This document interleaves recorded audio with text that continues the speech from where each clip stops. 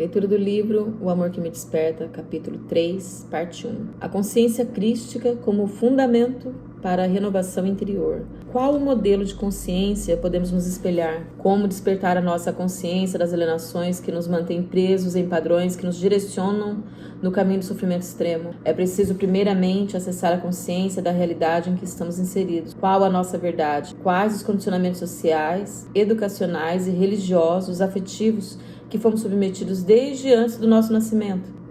Quantos de nós passam a vida culpando aos pais pelo desamor que recebeu? Mas nesta perspectiva, não faz sentido algum culpar quem não tem culpa por também nunca ter tido consciência da sua alienação. Isso não desresponsabiliza ninguém por suas decisões, mas a ignorância protege os tolos. A consciência crística é a consciência que mais me eleva e me direciona em uma perspectiva de amor, pois eu precisava aprender a me amar, pois eu sentia enorme repúdio por mim mesma. Talvez por ter ouvido muito o quanto eu era repudiada por não aceitar submissa à mesma vida que minha mãe. Inconscientemente eu passei a também me repudiar por eu não ser como eu sonhava que deveria ser se eu tivesse nascido em um lar funcional e acolhedor. Como era a consciência de Cristo? Como o seu universo interior refletia nas suas ações consigo e com os outros? Como acessar essa consciência? Como acessar a sintonia de uma frequência tão elevada? É através do amor incondicional que temos a possibilidade de acolher tudo o que fez parte da construção da nossa estrutura interna e que promoveu a construção da identidade de quem somos. E toda essa reflexão de todo o contexto histórico, social, religioso e emocional que envolve as relações das pessoas consigo mesmas e com o outro, na constituição de laços afetivos e na base familiar, é para evidenciar que não somos o que fizeram de nós, mas estamos assim, tristes, perdidos, sem rumo e às vezes sem fé na humanidade, sem fé no amor. Para fazer uma reforma em uma construção antiga que tem sua base estrutural comprometida, é necessário fazer uma avaliação detalhada do estado da fundação, identificando os pontos de fragilidade. Para fazer uma reforma em uma construção antiga que tem sua base estrutural comprometida,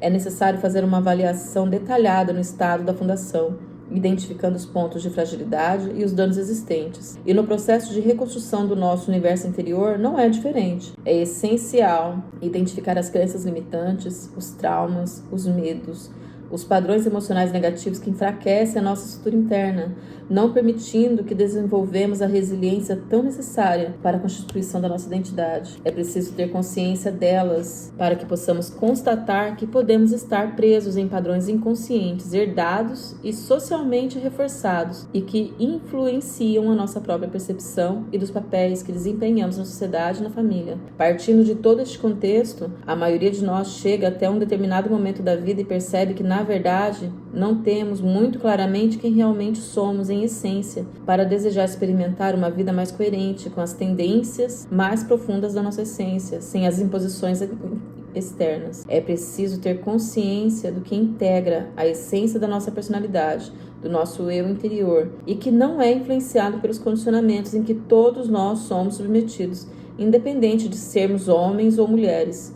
A dor e o sofrimento por si só nos faz conscientes de que a vida que estamos levando não é a vida que nossa alma anseia, que não estamos vivendo o propósito da nossa existência, que é de viver uma vida o melhor possível, sem esse sofrimento interno e sem causar dor aos outros também. Buscar consciência do que nos coloca em dor, de como fomos condicionados a experimentar a vida e a reagir a ela e às pessoas. E deste condicionamento, o que nos mantém alienados e presos em um sistema que exige esforço para mudar uma programação que nem temos consciência do quanto ela nos controla, nos tirando a autonomia diante da própria vida. Acessando essa consciência, constatamos que precisamos construir uma nova consciência, uma nova estrutura mental, emocional, mais consciente de si próprio e, portanto, mais responsável consigo mesmo. Que modelo de consciência se embasar? A consciência crística é um modelo que nos serve de direcionamento, mas não como uma doutrinação para o corpo e o espírito como encontramos nas religiões, mas como um direcionamento nas perspectivas de se pensar como era a mente de Cristo,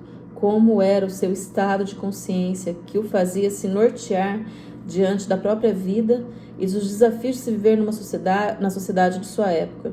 Jesus se baseava nos princípios de amor incondicional, compaixão, empatia e respeito mútuo para consigo e para com os outros. Esses valores, quando aplicados em nossa vida diária, nos permitem romper com padrões de violência, dominação e submissão, para construir relacionamentos baseados no respeito e na igualdade, mas primeiramente, empregando esses valores em nossa relação interna com nós mesmos, para lidar com as nossas feridas e limitações, tendo como a verdade que Cristo pregava como caminho o processo constante de construção do nosso autoconhecimento, pois ao conhecer a origem, que é a causa ou a fonte do nosso sofrimento, teremos a possibilidade de, a partir dessa consciência, traçar planos e novos objetivos para nos libertar de padrões destrutivos e a criação de uma vida mais harmoniosa e plena. A ideia de consciência crística tem suas bases filosóficas e espirituais fundamentadas em princípios universais de amor, compaixão e interconexão, e que deve ser entendida como um estado de elevação espiritual, pois quando aceito me autoconhecer partindo da perspectiva de que, mesmo que eu ainda não saiba me amar, eu incondicionalmente,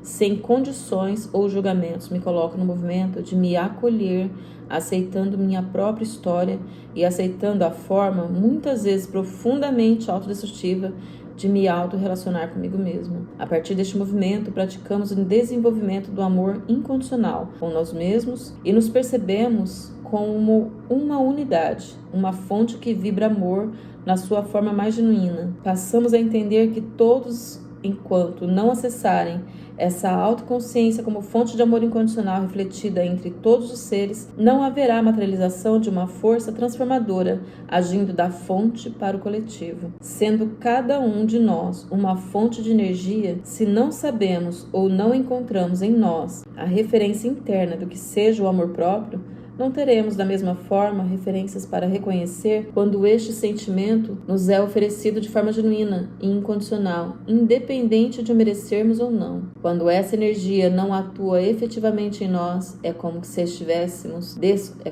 estivéssemos desconectados, fora de sintonia, incapazes de acessar a frequência da cura que todos buscamos. A consciência crística nos mostra o caminho para essa conexão.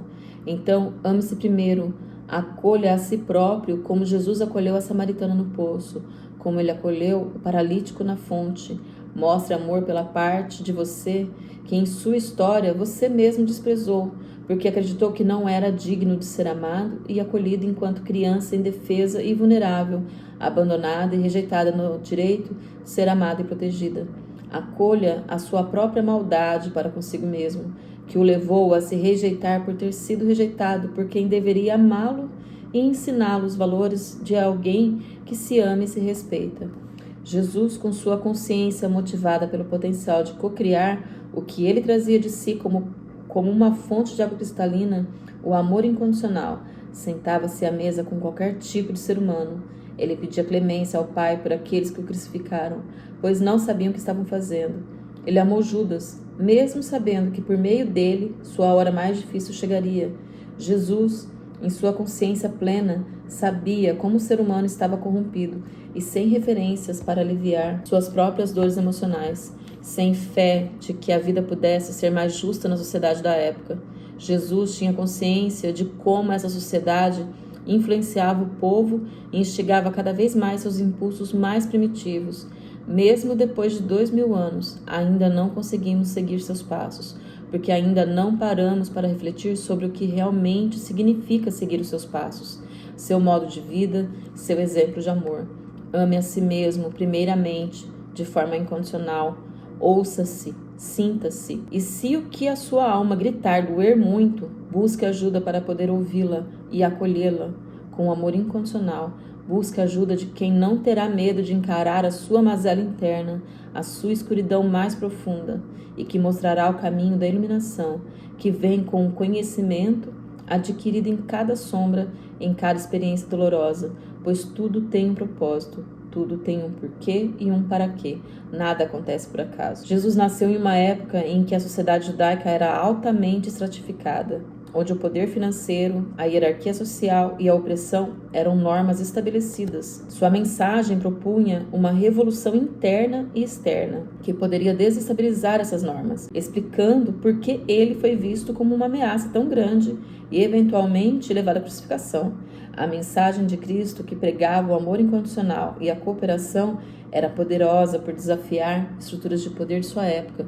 Jesus expandiu esse conceito, que era tradicionalmente limitado aos membros da comunidade ou da própria família, desafiando normas ao amar e incluir os considerados indignos. Jesus tinha plena consciência de como funcionava o modelo da sociedade em que estava inserido e o quanto a sua mensagem desafiava e ameaçava diretamente a autoridade dos líderes religiosos, além da estabilidade do sistema social e econômico, que dependia da manutenção de uma ordem hierárquica rígida.